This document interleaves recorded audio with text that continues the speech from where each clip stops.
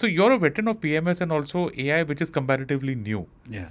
I think you're the best person to tell our audience how have these two products. I think first PMS evolved in these last, I don't know, 5 years, probably 10 years and 20 years. Because if I'm not mistaken, PMS in India is actually quite old. The older ones would have started in the 90s. Yeah. AIF is relatively new. So just an overview of how both these products have evolved. Yeah, so I think previously only PMS existed, and AIFs is a relatively newer phenomenon. But I think the need for PMSs as opposed to mutual funds arose when UHNIs and HNIs wanted a customized portfolio solution because of the differentiated needs and higher risk taking. All of these things were not in sync with what the mutual funds were doing. It was supposed to be a retail product where the ticket size is as low as 5,000 rupees, so on and so forth.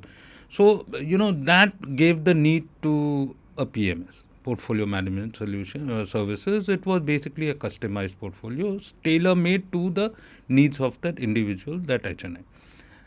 Subsequently, ticket sizes have moved up from 5 lakh rupees to 50 lakh rupees and, on its way to move even higher. Yeah. So basically, it's an HNI product. Now, alternates, which is basically your AIFs, was a step to diversify the investment needs of UHNIs and HNIs.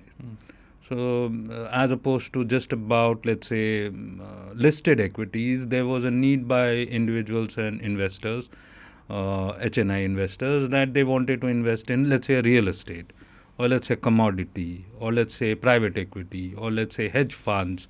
Those were not within the purview of, let's say, what a mutual fund could have offered to you.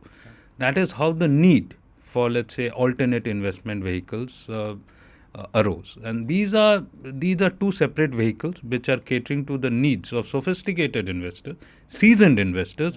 They are not meant for naive investors, early investors. No. They are meant for seasoned investors, those who have a higher risk-taking ability in their quest to achieve higher returns. That is the evolution of, let's say, an AIF and a PMS. I think the prominence of AIFs have broadly been seen post 2019. Okay. So let's say 2019 to 2024, I think the corpus has grown from around 3 lakh crores to something like 11.5 lakh crores. Wow. 4 times almost. 4 times. Yeah. So it has been growing at a much higher pace than what the mutual fund growth has been. PMS business has also grown at a healthy rate of between 15 and 20%. If I'm not mistaken, the corpus as we speak today is closer to around 8-9 lakh crores. Right? And so combined, I think there are certain projections that are made by institutions targeting some 100 lakh crores worth of AUM in the PMS and AIF industry by 2030. Yeah. Given the pace of growth and the accumulation of savings by UHNIs, etc., I think this is the evolution. It's a product which is tailor made for UHNI. Very interesting, right? Because the mutual fund industry, I think, is about maybe 60-70 lakh crores. Again, projected to be 100 at some point of time. PMS and AIF combined is about 20, say 11 and 11. I say 10 years ago, 20 years ago, this would not even have existed. This now it's become at a 3x size, 20 and 60 or 70, whatever the number is. How has the product evolved? Like, let's take out AIF, because AIF, I think the most popular category would be Cat 3, okay, which is meant for a very specific audience. Let's just stay with PMS for a while. Like, when this industry started in the 90s or even in the early 2000s when you had joined, what was it like then and what is it like now? Like today, for example, a lot of seasoned fund managers of an era have moved out of public mutual funds and started their own PMSs. So how has that evolved? So I would believe that the basic need is moving away from a Janta product, which is basically a mutual. Obviously, you're dealing with a larger number of folios, etc., to a group of investors trying to fulfill a certain need. And I think there exists a solution for each product. And at the end of the day, a fund is as good as the fund manager, whatever structure you may choose, whether it is an AIF Cat 3.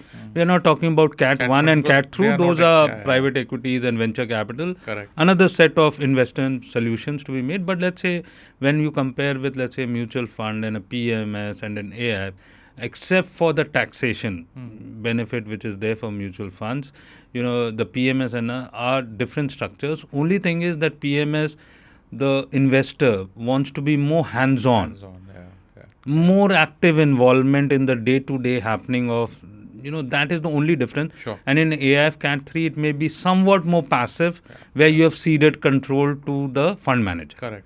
That is the only difference. But at the end of the day, a fund is as good as the fund manager. The person manning the fund, because he is responsible to generate performance, whether it is through a full transparency as in the case of a PMS or in the case of a AIF Cat 3, whether it is through a NAV, net asset value. That is the only difference, I would believe.